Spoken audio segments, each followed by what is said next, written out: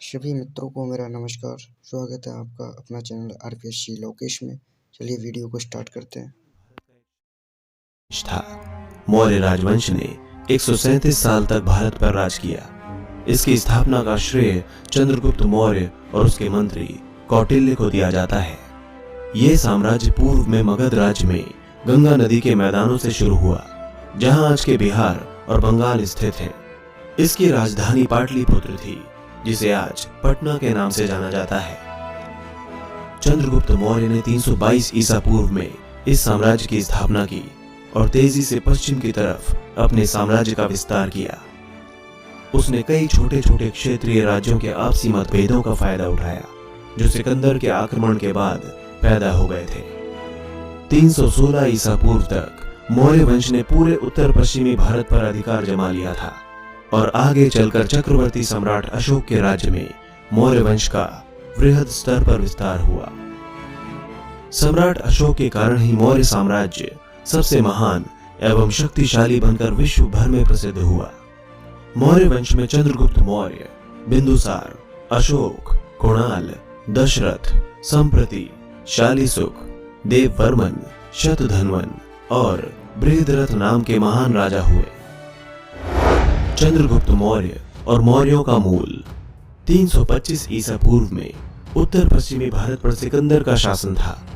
यह वो इलाका है जहां आज का संपूर्ण पाकिस्तान स्थित है।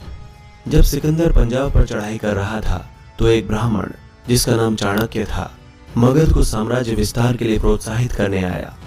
चाणक्य को कौटिल्य के नाम से भी जाना जाता था। उनका वास्तविक नाम विष्णुगुप्त था। उस समय मगध एक शक्तिशाली राज्य के रूप में उभर रहा था, जो पड़ोसी राज्यों की आंखों में कांटे की तरह चुभ रहा था। उस समय मगध के सम्राट धनानंद ने चाणक्य को अपने दरबार से निकाल दिया था। उसने कहा कि तुम एक पंडित हो और अपनी चोटी का ही ध्यान रखो। युद्ध करना राजा का काम है, तुम सिर्फ भिक्षा मांगो। इस प्रकार उनको अपमानित कर नंदवंशी शासक धनानंद ने उनकी शिखा पकड़कर दरबार से बाहर निकलवा दिया था। तभी चाणक्य ने प्रतिज्ञा ली कि धनानंद को एक दिन सबक सिखाकर रहेंगे। कुछ विद्वानों का मानना है कि चंद्रगुप्त मौर्य की उत्पत्ति उनकी माता मूरा से मिली है। मूरा शब्द का संशोधित शब्द मौर्य है, यानी कि मूरा से ही मौर्य शब्द बना है। हालांकि इतिहास में यह पहली बार देखा गया कि माता के नाम से पुत्र का वंश चला हो। चंद्रगुप्त मौर्य एक शक्तिशाली शासक था। वह उसी गण प्रमुख का पुत्र था जो कि चंद्रगुप्त की बाल्यावस्था में ही एक योद्धा के रूप में मारा गया। चंद्रगुप्त में राजा बनने के स्वाभाविक गुण थे। इसी योग्यता को देखते हुए चाणक्य ने उसे अपना शिष्य बना लिया एवं एक सबल और सर्वश्रेष्ठ राष्ट्र की नींव डाली, जो आज तक एक आदर्श है। मगध पर विजय।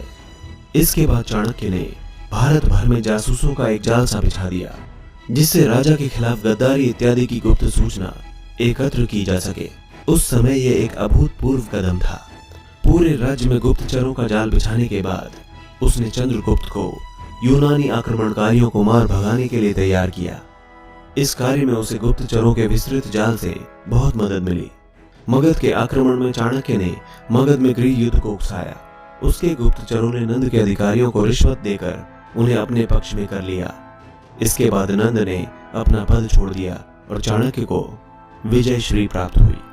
नंद को निर्वासित जीवन जीना पड़ा, जिसके बाद उसका क्या हुआ ये एक रहस्य है। आगे चलकर चंद्रगुप्त मौर्य ने जनता का विश्वास भी जीता और इसके साथ उसको सत्ता का अधिकार भी मिल गया। चंद्रगुप्त का साम्राज्य विस्तार। उस समय मगध भारत का सबसे शक्तिशाली राज्य था।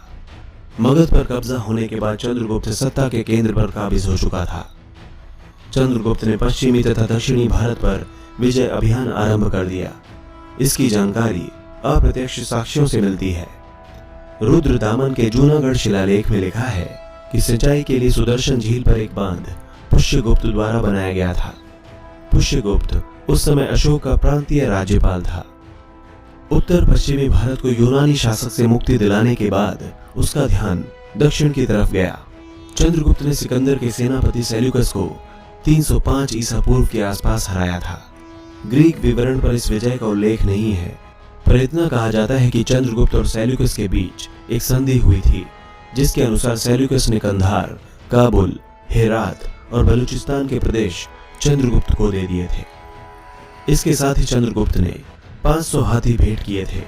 यह भी कहा जाता है कि चंद्रगुप्त ने सेल्यूकस की बेटी कर्नालिया से विवाह कर लिया था। कर्नालिया को हिलना भी कहा जाता है। कहा जाता है कि यह पहला अंतरराष्ट्रीय विवाह था। सेल्यूकस ने मेगास्थनीज को चंद्रगुप्त के दरबार में राजदूत के रूप में भेजा था। प्लूटार्क के अनुसार सेंड्रोकोटस यानी चंद्रगुप्त उस समय तक सिंहासन पर आसीन हो चुका था। उसने अपनी 6 लाख सैनिकों की विशाल सेना से संपूर्ण भारत पर विजय प्राप्त कर ली और अपने अधीन कर लिया। ये टिप्पणी थोड़ी अतिशयोक्ति ही कही जा सकती है, क्योंकि इतना ज्ञात है कि कावेरी नदी और इसके दक्षिण के क्षेत्रों में उस समय चोलों, पांड्यों, सत्यपुत्रों तथा केरल पुत्रों का शासन था। अशोक के शिलालेख कर्नाटक में चित्तल दुर्ग, येरागुड़ी तथा मास्की में पाए गए हैं। उसके शिलालिखित धर्मोपदेश प्रथम तथा त्रयोदश में उनके पड़ोसी चोल, पांड्य तथा अन्य राज्यों का वर्णन मिलता है। चूंकि ऐसी कोई जानकारी नहीं मिलती कि अशोक या उसके पिता बिंदुसार ने दक्षिण में कोई युद्ध लड़ा हो और उसमें विजय प्राप्त की हो, अतः ऐसा माना जाता है कि उन पर चंद्रगुप्त ने ही विजय प्राप्त की थी। बिंदुसार। चंद्रगुप्त के बाद उसका पुत्र बिंदुसार सत्तारूढ़ हुआ, पर उसके बारे में अधिक जानकारी प्राप्त नहीं है। दक्षिण की ओर साम्राज्य विस्तार का श्रेय आमतौर पर बिंदुसार को ही दिया जाता है, हालांकि उसके विजय अभियान का कोई साक्ष्य नहीं है। जैन परंपरा के अनुसार उसकी मां का नाम दुर्धर था और पुराणों में वर्णित बिंदुसार ने 25 वर्षों तक शासन किया था। उसे अमित्र घात यानी दुश्मनों का संहार करने वाला की उपाधि भी दी गई थी, जिसे यूनानी ग्रंथों में अमित्रोकेडीज का नाम दिया जाता है। बिंदुसार आजीवक धर्म को मानता था। उसने एक यूनानी शासक एंटियोकस प्रथम से सूखी अंजीर, मीठी शराब व एक दार्शनिक की मांग की थी। उसे अंजीर व शराब दी गई, किंतु दार्शनिक देने से इनकार कर दिया गया। चक्रवर्ती सम्राट अशोक। सम्राट अशोक भारत के ही नहीं बल्कि विश्व के इतिहास के सबसे महान शासकों में से एक है। साम्राज्य के विस्तार के अतिरिक्त प्रशासन तथा धार्मिक सहिष्णुता के क्षेत्र में उनका नाम अकबर जैसे महान शासकों के साथ लिया जाता है। हालांकि वे अकबर से बहुत शक्तिशाली एवं महान सम्राट रहे हैं। कई विद्वान तो सम्राट अशोक को विश्व इतिहास के सबसे सफलतम शासक भी मानते हैं। अपने राजकुमार के दिनों में उन्होंने उज्जैन तथा तक्षशिला के विद्रोहों को दबा दिया था, पर कलिंग की लड़ाई उनके जीवन में एक निर्णायक मोड़ साबित हुई।